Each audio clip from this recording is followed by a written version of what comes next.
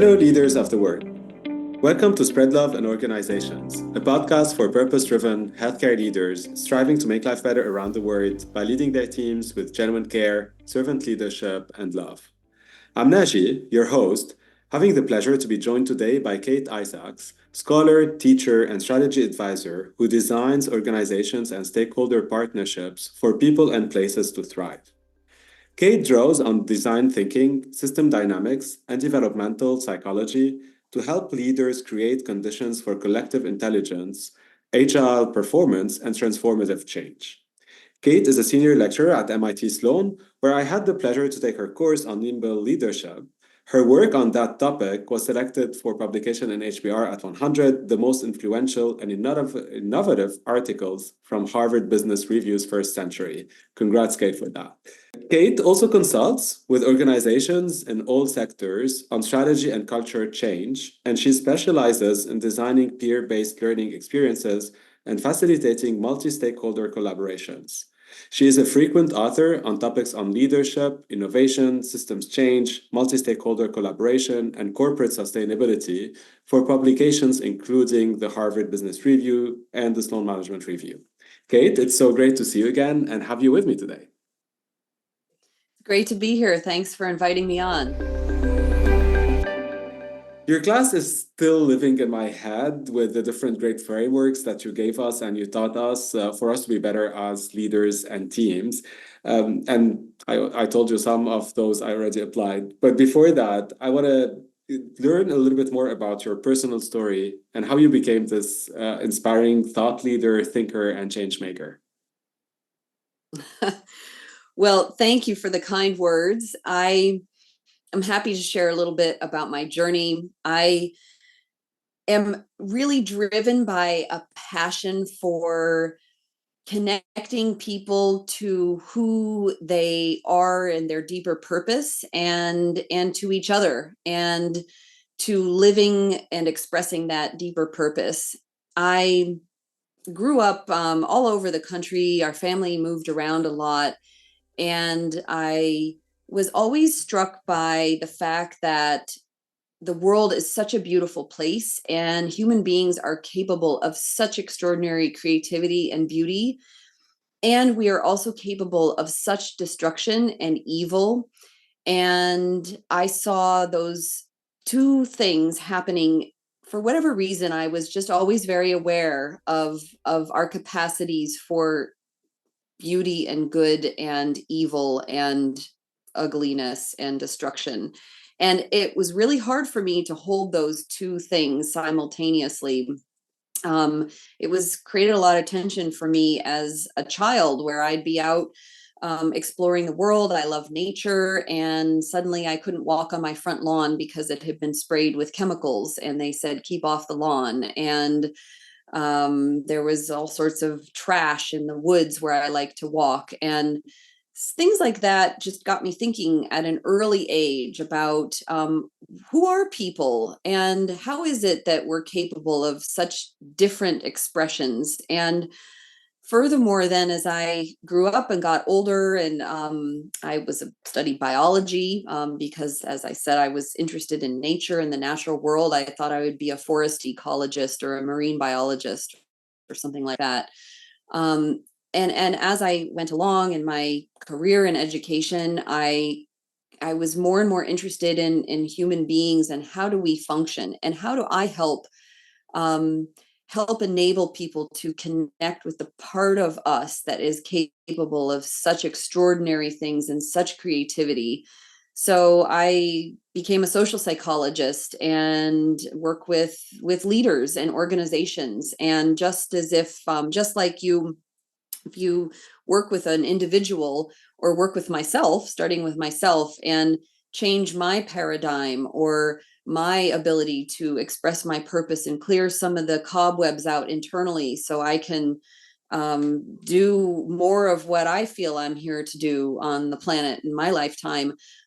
That's like a ripple effect that goes out from each individual and enables them to design and lead better teams and design and lead better organizations and design and lead better societies. So that's really what motivates me. Kate, I can't but ask you how. Like this question you asked in the beginning, I really got off every single morning, unfortunately, with the craziness and horror happening in the world, acts of hate, and then you have tremendous act of love and beauty. I constantly ask myself this, like, how? So did you figure it out with your work, or how can we at least impact our small environments to make it better and be only from one side of the equation? I'm interested to learn since this was really what drove you to where you are today. Well, I think I've learned a lot of tools along the way for how to connect people or help people connect with that inside them and all of us that is capable of incredible creative things. And I would say, first of all, that we all have that. We all have that inside ourselves. And moment by moment, we're always making choices to align with that part of ourselves. I would call it the bigger self, or depending on your belief systems. Some people are very spiritual about it, some people aren't, but I think in all of us, we all know that we're capable of those acts of compassion, generosity, beauty, creativity, where we're operating at our best. And every single human being has that as our birthright. And so, one of there are many ways to get there, but one of the things that I think works the fastest is to simply practice a spirit of appreciation and gratitude for what's right about myself, about others, about what's right in the world. And there've been a lot of studies on monks who practice compassion and their brain, what happens to their brains when we practice the active compassion and gratitude, and it literally changes our neural networks and our wiring in our brains and in our bodies. And so I love, there's a kind of fad out there that's talking about the idea of glimpses. So everyone's talked about triggers and things that trigger us, and that's common in our parlance now. And now there's a new thing about glimmers or glimpses. And those are the things that in our lives on a day-to-day basis that are really working well, where something comes together and it's happening and we experience a sense of joy, pleasure, ecstasy, calm, peace, relaxation, and focusing on those things and what enables us to experience those things, whether it's how we design our lives or our mental attitudes or the care that we take with our relationships in our lives. What are the things that feed into those glimmers and glimpses, and how can we expand those experiences so that we're living more and coming more and more from that place and those experiences. Those are great actionable tips we can do. And you talked in the beginning about the deeper purpose. I remember also in your class you talk about the purpose with big P for us personally and organization. What is it? If you can like tell us a little bit how to get to this purpose, and then as leaders in organizations, how can we make this really live every single day, despite what's happening not only in the work but also in the work itself and operationally every day? Mm. Well, the first thing I would say is take a little time, whatever time you have. It could be just 10 minutes once a month. We're all busy and have a lot on our plates, but carve out a little bit of time to think about, what is it that gets you up in the morning?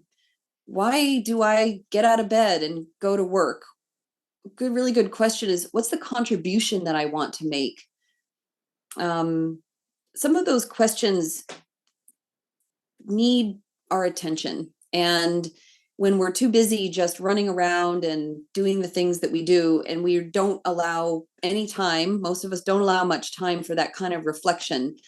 But you people you can be surprised how little it takes. Just 10 minutes to journal and get off your screen for a moment and get out a piece of paper and just journal about it, about some of those questions. And then see if you can get it down into a single statement and put a period at the end and see if that fits. And I know I've done this, and over time that purpose statement has changed and morphed and transitioned as I've gone along. And it's really a guiding North Star for me, and all of us have a really unique, it's like a fingerprint. We all have a unique purpose and signature that's a product of our own unique configuration of our passions, our capacities and talents, how we grew up. It's totally different for each of us. And the power of when you connect your personal purpose to what you do every single day and the work you do, and then the organization is just massive, and you literally manage to make things move forward for the world, for the society. If I go now into more nimble organizations, something you've worked on, you're an expert on, and cultivating nimble organizations. Can you first tell us a little bit more, what does nimble mean? The idea of nimble is about being responsive to the world and being able to, as one organization that we studied in depth, W.L. Gore says, to organize around opportunities, so that if you're nimble, you're doing your sense making into the world. That's another thing we talk a lot about at MIT, a concept that's been really popularized by my colleague Deborah Ancona. So you've got your feelers out, you're looking out to the world and sensing what's going on, what's changing, and you're making sense of that in a way that is aligned with your organization's purpose, also its values. Values are qualities of character that guide how you do things. Purpose is why, your why, as Simon Sinek says. Values are equally important, because they tell you how to make the decisions, especially under pressure. So if you're nimble, you're out there, you're making sense of what's going on in the world, you're bringing that information in, you're using your purpose, your values, your strategic priorities to then decide, how are we going to respond to changing markets, technologies, trends, political trends. Things are moving very fast, and it's often looks like a foggy road out there when you're a leader looking to figure out how to move forward. But if you're doing that sense making and some of the other things we talk about around a combination of visioning also and executing and innovating and also relating, that's another really key leadership capacity. You and I are relating right now, we're having a conversation. You really need to have all of those capabilities in your organization. But the sense making and relating are often underappreciated as leadership capabilities. Usually when we think about leadership, we think about the heroic leader, the person who's visioning and inventing. The sense making and relating are so important, especially these days when we're in a stakeholder world and so many people are looking to organizations around, can we trust them? Are they being transparent? Are they leading from values? And so being able to do that external and internal dance, as I'm talking about, and use your purpose values to orient how you're going to respond to your sense making that you're doing is really key. And we see that in nimble organizations. They return again and again to those purpose values as guiding North Stars for how they do respond. So I love this, and you're going, correct me if I'm wrong, I think you're going beyond just this idea of agility and innovation, and you're touching more aspects of the purpose, the social responsibility of the organization. So do you feel this is nimble organization is really for all type of organization, or is there pieces where, like, sometimes we think of agile as you have like hierarchical structures and then people kind of co-working, brainstorming, bringing innovation. Is it that, or is it like even broader when you think about Nimble and more as a concept to improve the society as a whole versus just profits? Well, we studied organizations that are high innovation organizations. So I'll caveat what I'm saying around just to say that. So Nimble is about being adaptive and responsive and being able to change. At the same time, you do need to be able to execute with consistency and regularity and predictability. So that is also really important. And organizations need to be able to do both. There's this idea of ambidexterity. So I would say, though, that some of the principles of Nimble are applicable in both kinds of contexts, whether you're in an industry that's, well, all industries are changing, but if you're part of the business is, highly regulated, and you're doing the same kind of task over and over and over, you need to do exactly the same thing.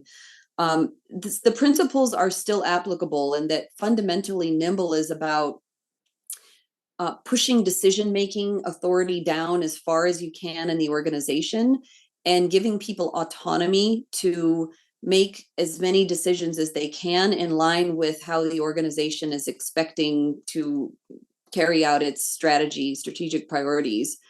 So in order to do that, in order to free people up and give people more autonomy to do the business of the organization, there have to be some guardrails in place. Now, command and control bureaucracies give people big binders of rules, or people are expected to just do what the leadership says. That takes away people's autonomy. But you still need to have some guiding guardrails in whatever context you're in. So what do you replace the big thick binder with, or the command and control from the CEO down? Well, you replace that with in some parts, purpose and values and expected behaviors. You also replace it with that's part of what replaces the thick binders. If you tell people this is what we stand for as an organization, we expect you to behave in line with these values and purpose and our strategic priorities. And if everybody understands that, you have a better chance at having people who are autonomous make decisions in line with what the organization wants. The other thing is that nimble or organizations, if you assume that people are autonomous, you assume that they can make their own decisions. And so you can't just tell them what to do. You have to, in a sense, get them on board and engage them, enroll them in your vision if you're the CEO or the senior leader. So there's an element of persuasion and assuming that you have to get people's buy-in one way or the other. So a lot of leaders in nimble organizations spend a lot of time explaining why we're making this decision. Senior leaders still have to make decisions on behalf of the organization. We're going into this market, or we're shutting down this plant. So those are decisions that have to be made. It's not a democracy here. And they tend to explain why, because people want to know. And there's just a lot more transparency, listening. And I think those principles are applicable no matter what kind of business that you're in. Sure. And the majority of my audience is in healthcare. So when you were saying highly regulated, it's certainly part of what we do, but also the things would apply for sure. So when you think about those, you talked about cultures, how senior leaders, we talk about it. I'm interested to learn more from you. How do you think about culture at the corporate level, for example, as an organization, and also the cultures within the teams in organization? I'm sure you've seen differences. Is there a way to say like this is an overarching culture, or do you still see subcultures that can be actually not really what the organization is putting out as values and cultures for itself?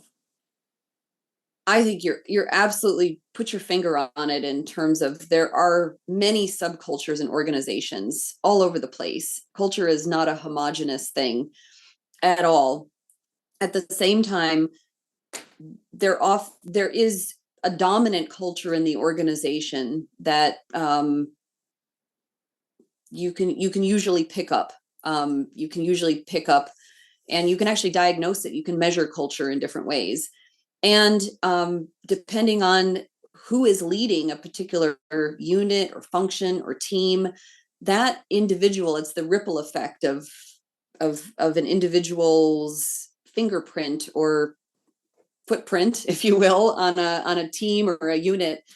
Whoever they are as an individual will influence the dynamic of the whole collective, and how they lead meetings, how inclusive they are, whether they're more directive or solicit more input before making a decision. Everybody's very different, and so the different cultures will form around different folks who are leading different areas of the organization. And there is still usually a pretty dominant culture that those subcultures sit inside of. I'm curious what's behind the question. Well, there is, because I think we discussed this also in the class, things, written on the wall and then in the water. And, I feel like there is more and more organization now looking into ensuring whatever culture or purpose are really kind of within what we're looking at as a society these days, right? Like incorporating social impact, incorporating really why we wake up every morning. And I'm wondering, like, is this sufficient? And what is the roles actually of different leaders within this company? And each one of us as a leader on the subcultures we actually create, even sometimes without realizing. So this is why I was asking it. Well, I love this territory, and it gets to something I've been thinking a lot about lately, which is an organization can articulate its purpose, its values, and have a culture that may or may not be representing that. Hopefully it does. And you still have all of the individuals who have their own individual purpose and values. And so what we're not trying to do is to get everyone to say that the organization's purpose and values are my own as an individual. What this is really about is, if you think about the organization as like an attractor, magnetic, putting out a tractor beam, or maybe that's not such a good analogy because we don't want to think of ourselves as aliens being teleported up, but like putting out a magnetic field, or a lamp in the darkness, if you will. And the organization broadcasts, these are the values, the purpose we stand for. Leaders back that up with their actions, the incentives are aligned, etc. And then what happens is people are drawn to that because they feel a resonance. They feel a resonance with that what that organization stands for and what they individually stand for. So it's a resonance thing that happens, and that's why companies that stand for something beyond just profits and really are making a positive contribution in the world have an edge on hiring top talent because of that resonance phenomenon. And people want to work for a place that allows them to align their personal sense of meaning and purpose with something that's bigger than themselves. I love this, that resonance phenomenon. I love it. Thanks for sharing this.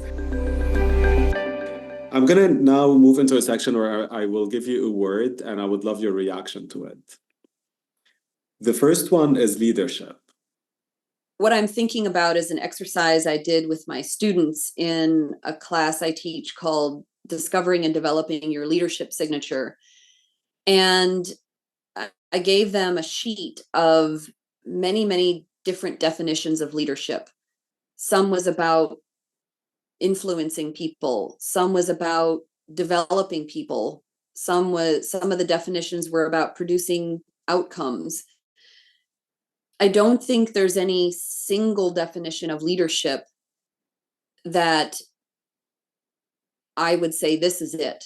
I think, like many things, we have to define what that is for ourselves. For myself, leadership is about inspiring and others to live from their own purpose and values, and doing something collectively to change the future in alignment with what we believe is possible. That's, for me, what inspires me about leadership. And it's about change, and it's about other people, and it's about doing something bigger than myself for others and with others.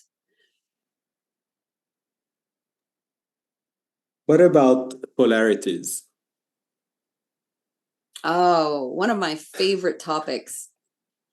And I I'm a loved it student during of class. I'm a student of the Tao Te Ching, which I think is the authoritative manual of polarities. It is a book of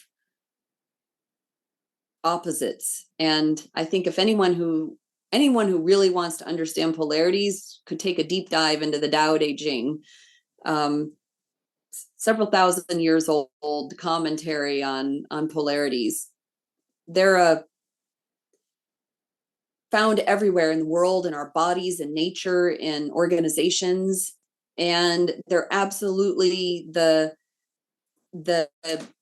creative tension of life and what makes life interesting.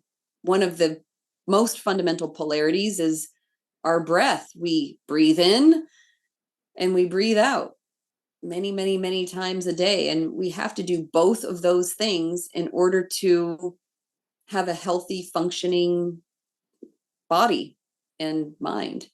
So you need both of these ends of poles, and it helps to know that they exist, and that you can get stuck in one side or the other, and it helps to know some tricks to get unstuck and start to see what my friend and mentor and colleague and Indigenous elder in Canada, John Rice, calls two-eyed seeing.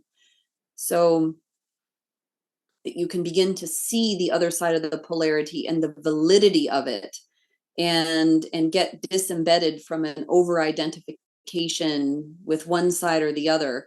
And then you're in a real position to lead, because you can see, recognize, and respect the truth of both ends of the pole and the people who represent the voices on either end of the pole. If you're talking about an organization, then you're in a different position to help make the miracle happen in the middle, if you will.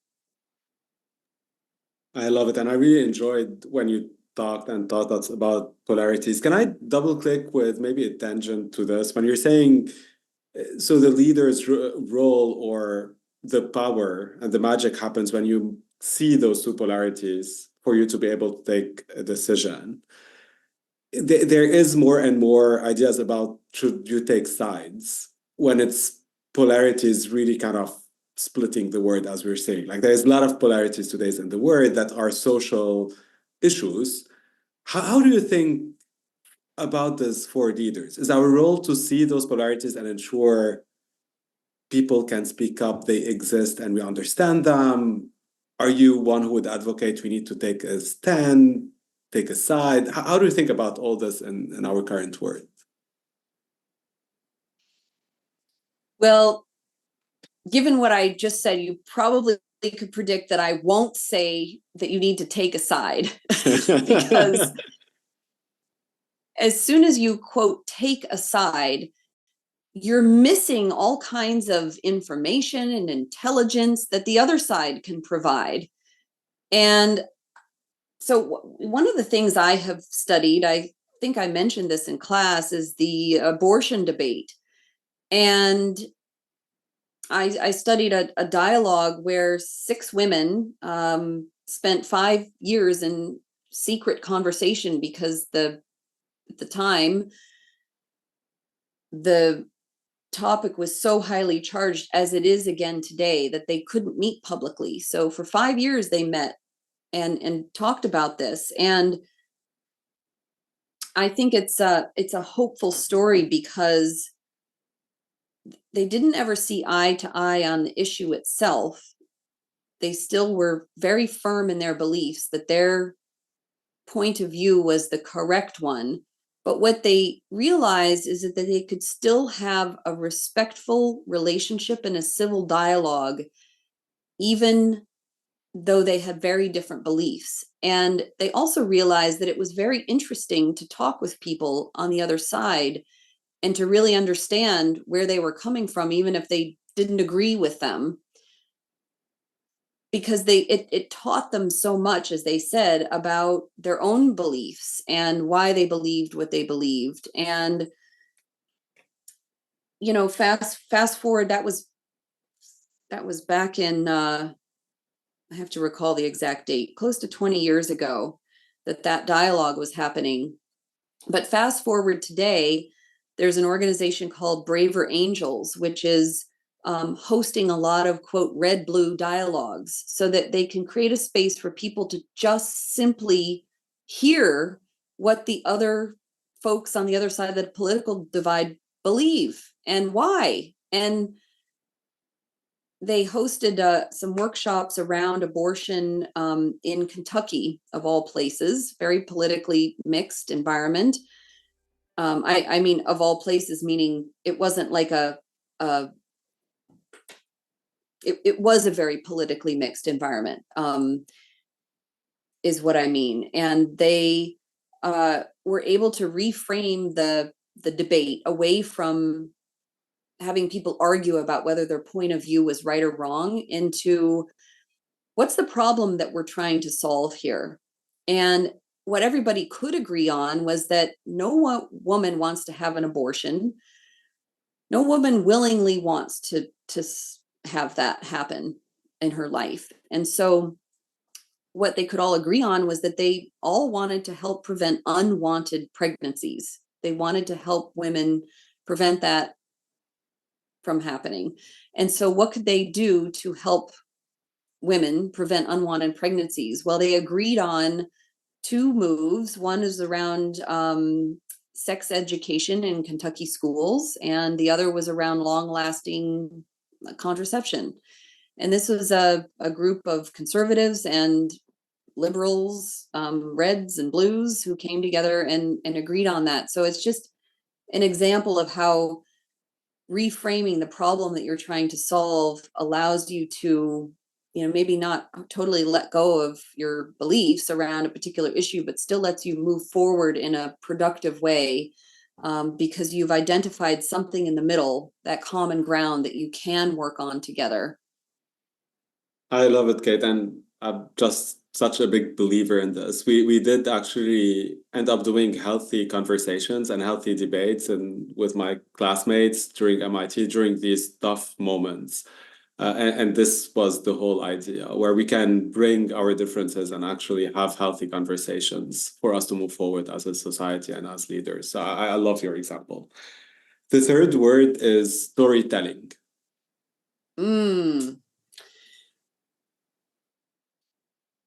I come from a long line of Irish storytellers, so storytelling is in my blood, and I love to tell stories and have actually teach storytelling, as you know, and how can we tell great stories?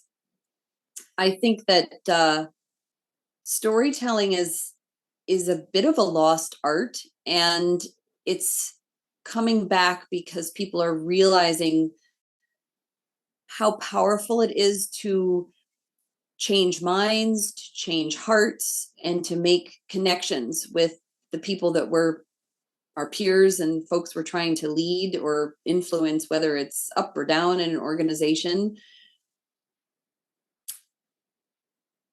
We are hardwired for stories, and there's some really interesting research about what happens to our brains when we hear stories. And there are different brain chemicals that get released, our mirror neurons turn on. We are along for the ride when we are listening to a story. We are right there generating our own internal imagery of what's happening. And one of the great leadership skills is to be able to put pictures in people's minds and bring people into your experience, so that they can go on that ride with you and then come out the other side and be open to what you might suggest about what's next. So I have a great example. I don't know if we have time, but a great example of where I saw some executives doing this, if you want me to share. Sure. There's a group of hospital executives in Chicago, led initially by Rush University Medical Center. So this will relate to, the industry that you're talking about. Well, Rush University Medical Center, led by a team that had done a lot of research on the racial health gap. And the former chief medical officer, David Ansell, wrote a book actually called The Death Gap in Chicago, where he and others who were on the team at Rush University Medical Center told the following story to try to get other hospital executives in the region to work with them on closing the death gap. You get on the Chicago subway in downtown Chicago, you can expect to live into your 80s. That's the average life expectancy downtown. You get on the Blue Line in Chicago and you go down into the subway, you get on the subway and take it 7 stops and get out on the west side of Chicago. And if you get out and you live there instead of downtown, you can immediately lose 16 years off your life expectancy just because of the environment and all of the risks associated with living in that west side neighborhood where Rush University Medical Center is located. And there's a whole lot of reasons for that. Historic racism and underinvested in neighborhoods and things like that. And so Rush began to ask itself, well, this is the neighborhood that we're in. What is our responsibility to help close the death gap here? And they began to tell this story, and it's a horrifying story. 16 years of life expectancy just by living in this neighborhood instead of in downtown, wealthier Chicago.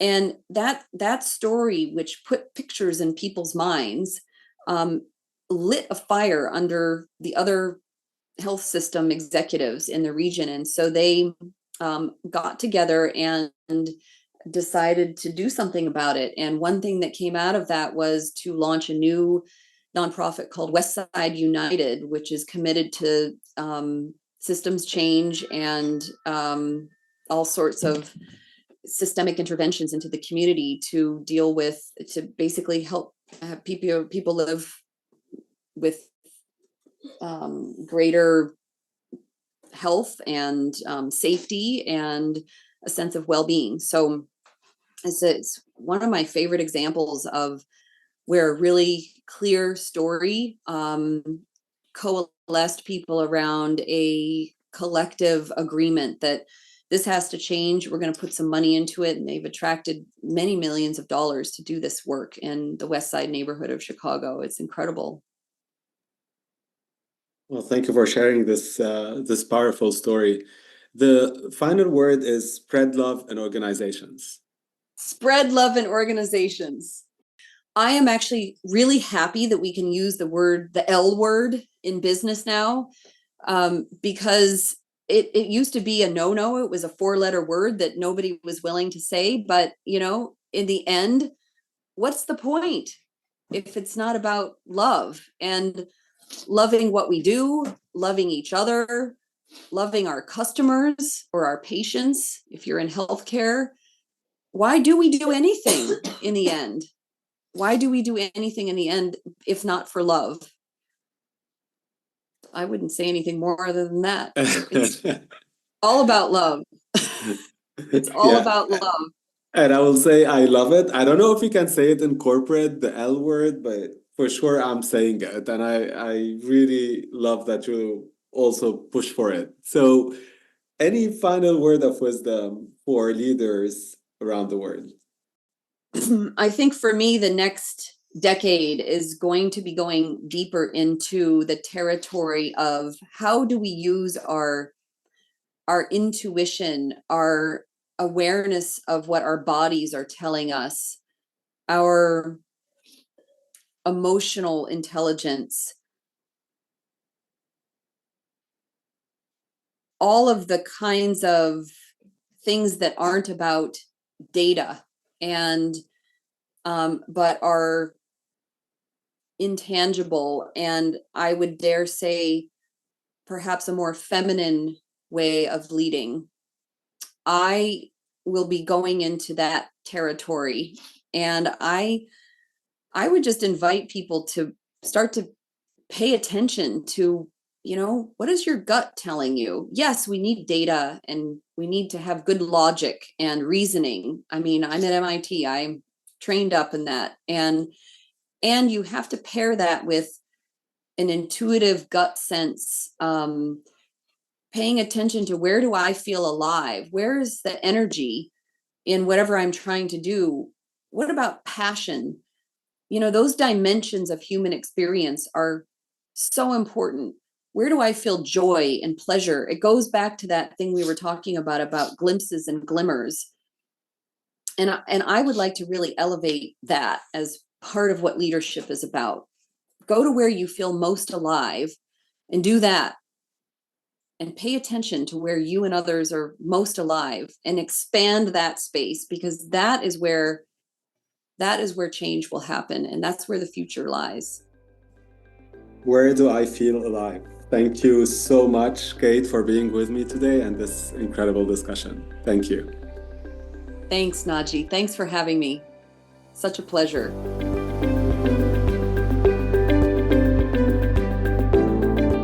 Thank you all for listening to Spread Love in Organizations podcast. Subscribe and connect with us on SpreadLoveIO.com or wherever you listen to podcasts. Most importantly, spread love in your organizations and spread the word around you to inspire others and amplify this movement our world so desperately needs.